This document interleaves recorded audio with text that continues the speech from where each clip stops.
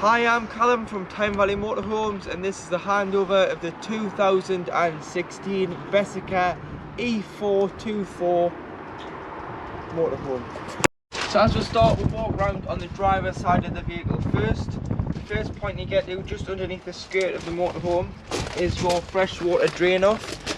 So first of all, when you travel, you would have it so it stores away, and then just pull it down and you can open this and drain off your fresh water. Say you've taken on contaminated water and you want to drain it off, you're not using the vehicle for a couple of weeks, so you don't want the water to go stagnant, or you are winterizing the vehicle, which is where you want to drain all the water out of the vehicle to make sure that no water freezes in the colder months, especially in the winter when you're probably not going to use the vehicle, so it doesn't freeze and cause any damage. And then, like I said, you just store that back up there, out the way, so you can travel and it's not going to ground out on any cambers or speed humps on the road.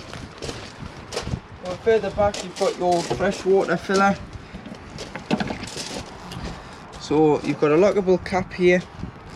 Put your hose pipe in there. So I would carry a hose pipe with some hose pipe connections, as it's mainly just a brass tap on most sites, so you will need the screw on end to the brass tap, the hose lock connections, and then you can pop your hose into there, wait until it overflows, which means you've got a full tank, or you can check how much water you've got on board at any one time. And should you not be able to get a hose pipe, you can get a wheel submersible pump which goes in here. So this cover just comes off like so. You've got a 12 volt connection there, so you'd put your 12 volt pins in there, put your pump into the water and put your other end into the fresh water, and it'll suck the water out of the barrel, the aqua roll, the container, into the main tank. You've got your 2 fridge vents, and then below you've got your grey tap which indicates dirty water, so this is anything you've put down a plug hole. So you'd simply go over a grid on the way out of your caravan club site called the motorhome service pitch, and you'll want to be looking for the grey water disposal, park as close to it, and then just simply open it up and allow this to drain off. And then what you would do is you would just clip it back up once it's finished draining. And again, in the winter you need to make sure this is all emptied as well, otherwise the wastewater can freeze and crack the tanks and the pipes because the plastic on a motorhome. Here you've got your mains connectivity point, so to hook up, you get your hookup lead, lift the collar and slide on. Always hook the motorhome up first, then the power source, and do it in reverse. And above you've got a connection, so if you're on a super site you can connect a coax with an F connector to this, to their aerial, and you can use their aerial on the site instead of using your motorhome aerial if you're in a hard to reach signal location.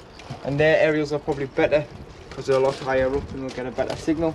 LPG, so liquid petroleum gas, so this is where your gas bottles live. And in here you can fit 2 6kg propane colour bottles.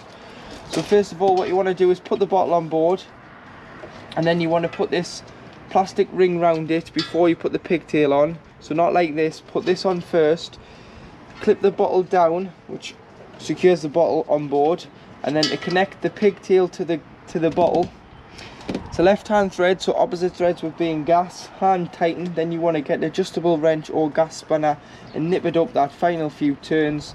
Turn the bottle on and off from the top.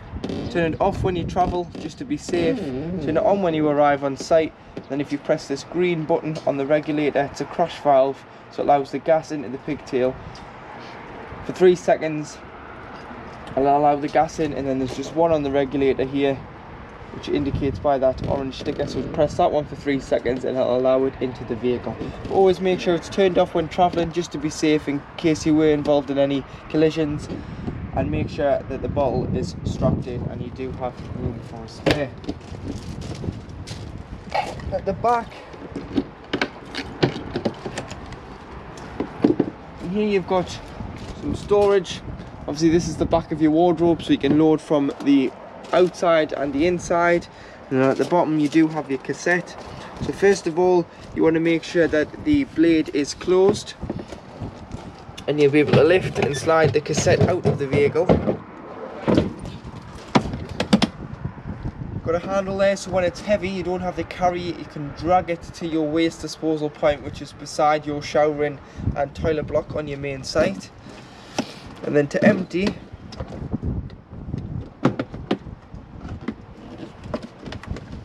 take the cap off, press the button, tip it out. Once you've tipped it out, put some water in, put the cap back on, give it a rinse, and tip out again. Then if you're using the chemical form, either the green or the blue, a cap full, which is 120ml max in this cap, into here, and it's good to go back into the vehicle. If you are using the tablet form, you've got two options. You can either put a pint of water in when you've got it out via the tap, or you can put it in bone dry, open the blade and flush a pint of water into the cassette, and then you want to follow it by a tablet. So tablets, like a dishwasher tablet, but they're fed for cassettes. So get the proper ones, either the blue or the green, and you want to pop one into the water, the pint of water, and that'll break down into the chemical. But please check with your site whether they want you to use the tablets or the chemical, and whether they want you to use the blue or the green. Most sites want you to use the green now because it's more environmentally friendly than the blue. So just check that and make sure that you are using motorhome toilet paper or your lower graded household paper, so nothing too thick like Andrex or Cushell, because it will block the cassette when it becomes wet. At the back you've got your high level brake lights, your reverse camera, your bike rack. So your bike rack just folds down. You can adjust these by moving them along the bars for the wheels, these through your spokes to tie your wheels down, and then that goes on the second bike's crossbars, and that goes on the first. And then you probably want to put some sort of security around it, like a bike lock of some sort, and then that would just clip back like so. Coming around to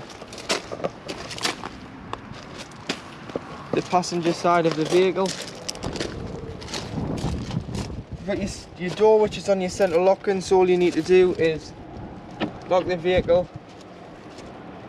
unlock it. The top one does the carb, bottom button does the habitation door. Your boiler's behind here, so this is just the flue, so just make sure this is always obstruction free. Allows the fumes out when the heater and space heater's on. Lockable diesel cap, drop to the main ignition key. You've got your tyre pressures here, so 5.5 bar, which is 79.5 psi all round. Underneath the seat you've got your toolkit, so it includes a jack and a brace and a tow eye. And then underneath the floor you've got your engine battery. So if you ever need to change it, it's got to come out through the floor. And on the side of the dashboard you do have your bonnet release.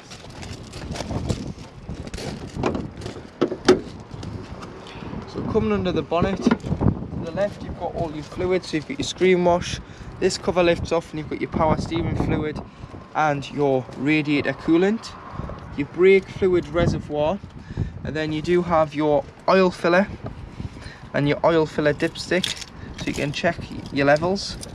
Got your paint code on the front there, which is 29249 for the blank or white. You've got an earth for giving or receiving a jump start, and then just behind the passenger headlight you've got a positive for giving or receiving a jump start. So if the vehicle's flat or you want to use the motorhome to jump another vehicle, you can. So above the habitation door you've got your main 12-volt control panel, so you can turn your power on here, and if you're hooked up you'll get a light at the back of the vehicle and a light on the side post, which means that you are receiving 240-volt mains electric. If you didn't have these lights you would just be running off 12-volt because you're not hooked up, it's just off the leisure battery. Then you've got to the right of the power button view levels, so you can view your leisure battery reading, your freshwater reading, your wastewater reading, and your vehicle battery reading. Cabin lights is just your master switch for your lights inside the vehicle, then they all are individually switched. You've got your water pump there, so if you want to use taps such as the kitchen tap, shower, hand basin tap and toilet, you've got to have this on to pressurise the water, otherwise you'll just get whatever's in the lines and it will soon fade out. And then you've got frost protect, so if it's going to potentially freeze overnight and become below minus temperatures, you want to put this on, and what it does is it puts a current of power through the water to stop the water from freezing. So it's like a heater in the water, and it'll stop the water from freezing, as the water won't be below freezing. Got your switch for underneath your bed at the lounge, and then this side you do have your Truma control panel. So this runs your heating and your hot water. So first of all, you press and hold to turn on and off. You'll get the time displayed there, so you just press enter to wake the screen up, and you'll get your menu. So in the far left hand corner at the top, you've got a picture of a motorhome with a thermometer in. This is how hot you want the interior of the motorhome to be. So if it was hot enough in the summer and you didn't want the heating on, you can have it on off, which is all the way to the left. And then if you scroll right the way to the right, you can have it to the highest of 30 degrees. So once you're happy with the temperature that you've got, you would just press the button, which will save that to 30 degrees. And then you have, moving on, the thermometer in the water, and this is how hot you want the water. So first of all, you want to make sure that you've got enough water on board and that your boiler is in the closed position and holding 10 litres of water in the tank. And then you've got off if you didn't want the water on, eco, which is 40 degrees of heating the water, hot, which is 60 degrees of heating the water, and boost, which will turn off the heating to prioritise the water first. And you'll hear in the background that that's just the heating coming through there. And then moving on, you've got which source you want. So you've got gas on its own. If you are wild camping, you'd just be running off your 6 kilogram propane bottles. Mixture of 1 kilowatt of power and gas, which is mixture 1. Mix 2 is 2 kilowatts of power and gas, so this is the highest output together. Two sources together will reduce the time it takes to heat the vehicle or the water if you're in desperate need in the winter months. You've got electric on 1 kilowatt, so EL1, 1 kilowatt of power. So depending on what the site gives you, you can go on between electric on 1 and electric on 2 kilowatts. Normally on most sites throughout the UK, you'd go electric on 2 kilowatts. And then moving to the top right hand corner, you've got your fan, so you can have it on eco or high. This is just a 12 volt assisted fan. So if it was really cold, you'd have it on high and then you'd turn it back to eco. And obviously if you were sleeping, you'd have it on eco because the fans are a lot quieter than they are on high. Coming to the bottom left, you've got a timer, so you can time the heating to come on and off. So if you want it to come on at 6 o'clock for you to get out of bed at 6:30, 7 o'clock, you can do. The vehicle will be warm. And then you've got the time displayed on the main control panel.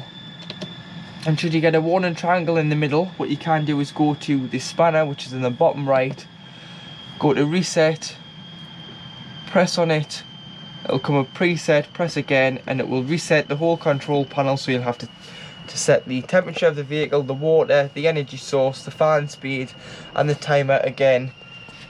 And then to turn on and off, you just press and hold until it says off, and it'll go through its cycle of turning the panel off. So in the kitchen area, you have one electric hot plate, which is the back one here, which is when you are hooked up to mains power. Then you have 3 gas rings, which are all lit there. Allow them to cool before you put the glass lid down. Same for when the electric hot plate's on, because you can shatter the cooker hood. And then below,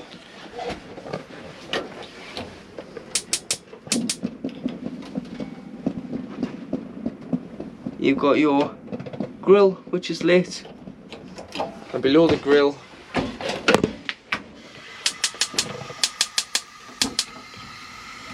you've got your oven.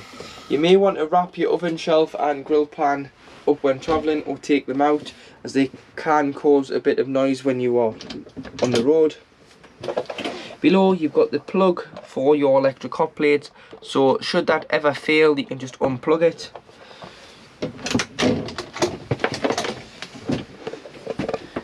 Got storage here with a pull-out cutlery drawer and a pull-out drawer below it, and then above got your microwave, which is mains power, and then you can unplug it here or turn it off should it ever become faulty. You've got cup racks, and to this side you do have your plate rack. Above you've got a skylight of the kitchen, so to open you just pull both handles and push up, or if the wind was blowing one way you can have one way down and one way open, or one side down and one side up. It all depends on which way the wind's blowing and what sort of ventilation you want. Make sure that it is shut securely before you travel, and then you've got a blackout blind or a fly screen for when it is open.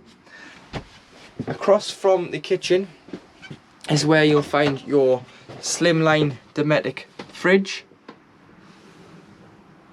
So to operate the fridge, it's a three-way fridge, so you can see there you've got on off at the far left, this one here, so you just press and hold, it's gone off, press and hold again, it's turned back on. And then you've got hook up, which looks like a plug, the gas flame, which is on gas, and the battery, which is on 12 volt. When the engine is running it'll get a feed, but you'll notice you'll have an A here, and the A stands for automatic energy selection, so you don't really need to touch these, you just put it on A. And if I was to take the hookup out now, as we've got gas on board and it's open, it would go to gas. If I was to start the engine, it would go over to the 12 volt feed, which is from the engine alternator. But please note that the fridge has to be pre-chilled. Don't expect to put on a 12 volt and it to get cool and you have really cold shopping, because that's not going to happen. It needs to be pre-chilled on 240 volt or gas beforehand. So if you're lucky enough to keep this at home, I would pre-chill it beforehand, a couple of days before, allow the motorhome battery to charge, the leisure battery, put the fridge on, allow that to chill. The night before put your shopping in, and then what you can do is when you do come to travel, if it's on automatic, just unhook it and start the engine. It will beep a few times just to say it's not receiving any feeds of power until the engine's started up. And then when you get back to site you can either hook up, or if you go wild camping, which is where you've got no energy and no power but you do have gas, what you would do is, this fridge takes 20 minutes to light on automatic, as it's just a safety feature, as if you were going to pull in for diesel. The last thing you want is your fridge to be finding gas if you've left your gas on, so it's waited 20 minutes. So all you need to do is pop it onto gas manually for 20 minutes, then you can pop it back on automatic and it will automatically light back on gas. To here, or should I say to the right hand side, you do have your temperature, so you can go up and down the temperatures. So when pre-chilling you probably want it on 5, but then when you get shopping in you probably want it on 3 or 4 at the maximum. Otherwise you will find your shopping does become very cold and sometimes can go off with the heat. It's beeping now because the door's open and it just thinks we've left the door open. You've got your freezer box, and then when you finish with it for the season, so you're parking it up for a couple of months because it's not being used, if you just pull this out, turn it off, clean it out, it'll stop the door from locking on itself and air will go in and out to the fridge to stop mold and bacteria growing in your fridge. Below you've got your gas taps here, so you've got 3 gas taps. These are mainly for when the vehicle is serviced. Any problems with gas, turn the bottle off to be safe.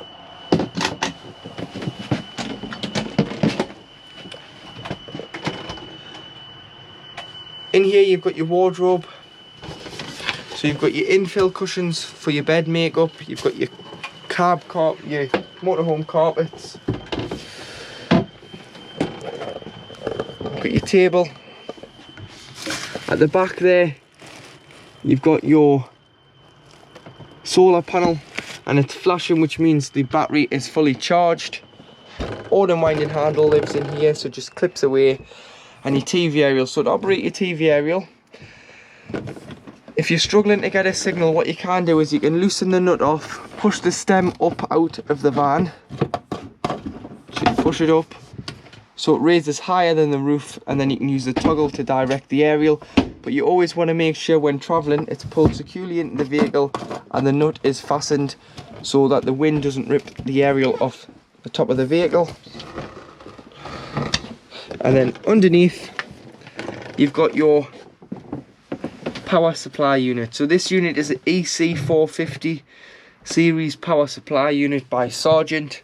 So all these buttons are on, which is your water heater, your space heater and your charger on mains electric. So if you ever get a warning triangle on the Truma panel and you can't get it to heat the water or heat the vehicle on electric, just make sure these haven't been pressed. But I would just forget about these, don't touch them, leave them as they are. But you do have all your trips, so should you trip the vehicle out with the microwave or a kettle, or if you've overloaded the vehicle, you can try here before you try your main site. And below you've got your 12-volt fuses, which are all listed what they do down here. So it would be a good idea to carry some spares in the motorhome, so that if one does blow, you just find the one that's blown and put a new one in. System shutdown button, this black button here, is for if you're standing the vehicle up for the winter or you're not using it for a few weeks or a couple of months. You can turn this button off, and what that'll do is it'll stop any power drain from the leisure battery. And you'll notice you've got a fire extinguisher in here as well, just as a precaution in case you need it. So stepping into the washroom, so you've got toiletry cabinets here. So if you just put your hand underneath and open the catches here, got deep storage for toiletry cabinet, and then underneath you've got another toiletry cabinet. So make sure these are pushed in before you travel and the doors will stay secure. And you've got your bathroom light.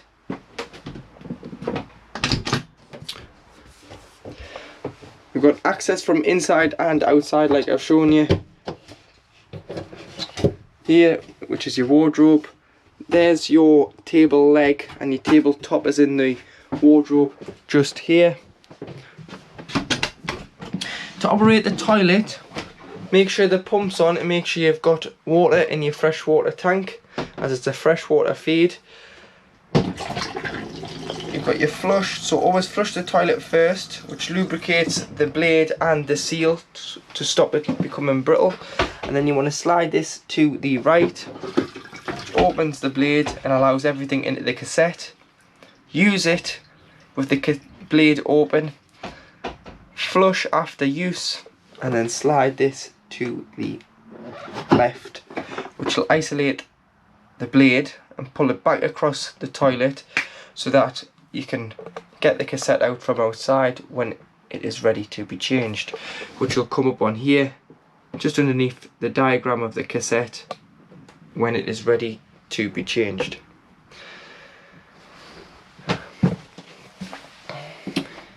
Got your blinds, so it's the same on throughout the vehicle. So there's a little catch on there, so you pull the catch apart and you can store the fly screen away, and then pull the backup blind up on an evening.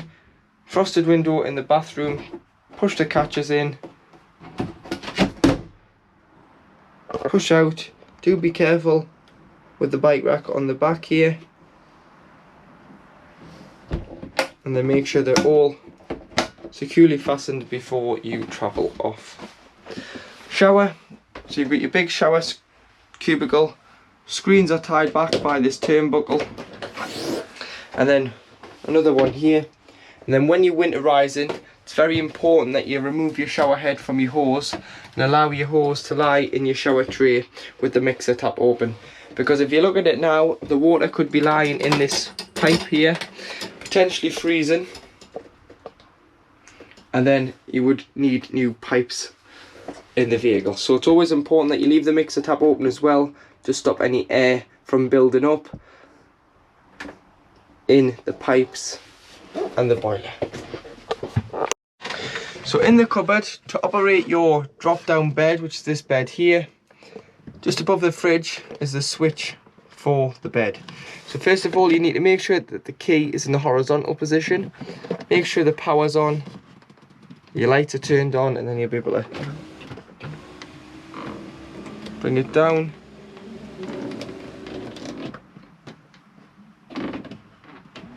You'll be able to bring the bed down, put the ladder on, and you've got nets here that clip onto these straps.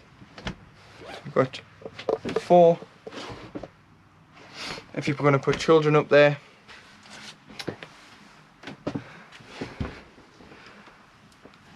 And your ladder just clips on here and can be stored on the bed. But make sure when you're putting the bed back up, you can leave your duvets on them, but you've got to take off your pillows, otherwise it pushes the bed too far and there is a chance it could fault the bed. Should the bed go up or become down and then you'll not be able to use the switch, at the back of the cupboard here you have a 15 amp resettable fuse. So you just push the red nib in the middle of the fuse and that'll reset the fuse on the motor. And then always make sure that you're not clicking on the buttons. You just press and hold,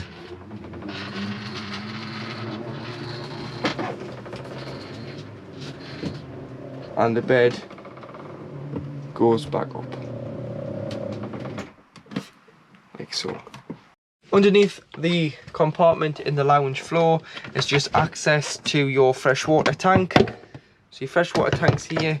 If you wanted to clean it out once a season with tank cleaners, you can by just removing this nut, pouring it in, filling it with water, giving it a few rinses once you've put the tank cleaner out and emptied it, just to make sure that you're not getting any tank cleaner through your freshwater pipes in the vehicle. But we do advise that you don't drink the water. You buy bottled water, and if you are drinking it from here, you boil it first for your cups of tea and coffee. Underneath the large bench seat behind your passenger seat is your Truma boiler. So the Truma boiler has a water container inside it which holds 10 litres of water. It's very important in the winter months that you allow that 10 litres of water to drain out the boiler, because if you don't, it'll freeze, break the boiler. The boiler is not covered under warranty. Well, frost damage isn't covered under warranty, and it's a very expensive mistake to make. So what you need to do is you need to allow the 10 litres to drain out, which will drain directly out underneath the vehicle. And to do so, you've got a yellow toggle here. When it's lying down horizontally, it's holding the 10 litres of water. When it's vertical, the 10 litres of water is draining directly out underneath the chassis. You would leave it stood up during the time you've got the vehicle stood up in the winter when it's cold, to eliminate all the water. Leave all the taps throughout the motorhome open. Remove your shower head from the hose. Allow the hose to lie in the shower tray.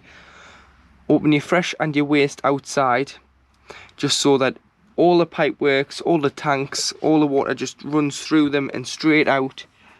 And then when you come to reuse the vehicle, shut this, shut the fresh and the waste, shut all the taps throughout the vehicle, fill with water. So fill your freshwater tank up, go to the cold, come in, put the pump on, go to the cold side of the tap first. You'll get automatic cold water because the pump's drawn it from the main freshwater tank here. go to the hot side, and then what it's doing is it'll cough, splutter, make all sorts of noises. Don't be alarmed. All it's doing is it's blowing the air out of the system that it's accumulated in here, because it's bringing it from here into here, filling the 10 litres of water up until you get a pressurised flow on one tap, do them all, and then the system is primed for the season. So when travelling people in the back, what you need to do is to get the leg room in the footwell, take the cushions off and then slide this panel along here, and then you've got space for people's feet who are travelling in the back. But when making the bed up, what you need to do is slide it forward, slide this back in. There's a board in the wardrobe,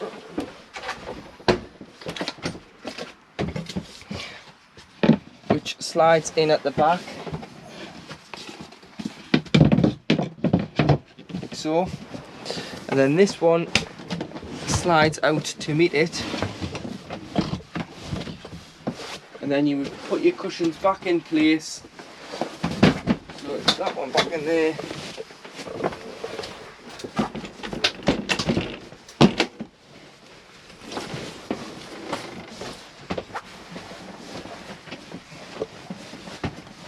push them in. It's quite a tight squeeze. Use the backrest of the side cushion here.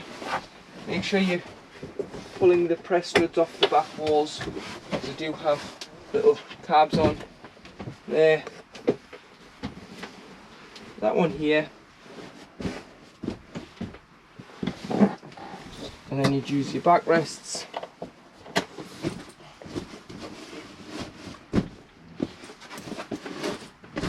Into the space. And there you have a double bed beneath a drop down bed above. To open the large skylight above the cab, so make sure your 12-volt power is turned on. Release the handles all the way to the back, and then what you can do is you can use this little switch here. So you want to use the left hand side. I should say the right hand side of the switch you use, and it'll open the skylight, but only open this when the winds aren't too strong. It's got to be shut when travelling, even though it's above the cab. And then the left hand side you put down to close it, as it's an electric motor, and then lock the window in by pushing them back to the front. So now in the cab to the right of the driver you do have your handbrake, and then on the door you've got your electric windows and electric mirror adjustment. So there's two mirrors to adjust on both sides, the top and the blind spot. And then to black it out on an evening, so if you pinch the driver and passenger door, they have Bessacar blinds built in. Slide them out, and then you can do exactly the same on the windscreen. So pinch, slide, they'll meet in the middle. They're on a magnetic strip, so you just need to get them right, and they'll meet in the middle. And then you'd open them back up and they store away. Down beside the right of the driver you've got your headlight adjustments and your rear fogs. Then on the end of the wiper stalk you have your trip computer, so this will tell you your range, your instant average consumption, your travelling time, your distance travelled, A and B, when resetting the trip computer. And then you do have lights and indicators. At the bottom you've got off, cruise control at the top, which brings on the little green light in the bottom of this rev count. Get your desired speed, push up. If you've got to cancel it, you can cancel it on here or with a foot brake, and resume it by clicking on the end to the last speed set before the engine was turned off. And then below you've got a speed limiter on this one, so you can set the speed limiter. So if you just on the accelerator, it won't go over the speed unless you put it flat to the floor, and it will override. To up the speed limiter or bring it down, you just push up slowly, goes up in ones, push up and hold, goes up in fives, and then you do the same to come down. 6-speed manual gearbox, so you've got your rear view camera on permanently. And then you can go into reverse and it'll bring on. So you can change the view by pressing V1, V2. So this is further back. V2 is down the back of the vehicle, so you see the bike rack more, whereas on V1 you see a lot more, less of the vehicle and a lot more of the road behind. So you'd lift the collar and go into reverse. So in reverse it brings up V2 and then it goes back to V1 when in any other forward gear. Padlock locks the doors. Obviously you've got your hazard lights, heated mirrors, 12 volt and USB for charging purposes only. 12 volt and auxiliary here for the head unit, and you've got 2 good sized cup holders. On the outside rings you've got the temperature, and on the in you've got the fan speed, so it must be on at least 1 or more for this button to work here, which is the aircon button. And then on the outside ring on the right hand side you've got your distribution, so face, feet or screen, and whether you're recirculating, bringing fresh air in, or recirculating air on the lever at the bottom. Then your head units, FM, AM and DAB, so you press 1 to 6 to save, and you can press radio to scroll through that. Media is either auxiliary inputs. You can press phone, connect the phone, press enter. Add a phone, you want to find Uconnect on your device. Once you find Uconnect, press pair. It'll ask you if the pins match, press pair again. It'll ask you if you want to download your phone book, just press allow, and then it'll download your phone book content into the head unit. So you can just press contacts and you can scroll through it here with this control and pick your contacts saved in your phone book. Got a glove box here, and then you've got a glove box on the top which is heated and cooled by the air conditioning. So if you've got it on cold in the summer and you've got chocolates, little bottles of water or sweets, keep them in there and it'll save you from getting up to the fridge when you want something or pulling over. If you pull this up from the back, you've got a clipboard, or what you can do is you can pull the lever down and pop your phone or sat nav in there, and that locks it in when that lever's pushed in. Pull the lever out, pull your device out, fold it all in, clip the lever in and push it down. But don't be afraid just to give it a good pull from the back. You're not going to break it, it's just plastic, so it's very strong.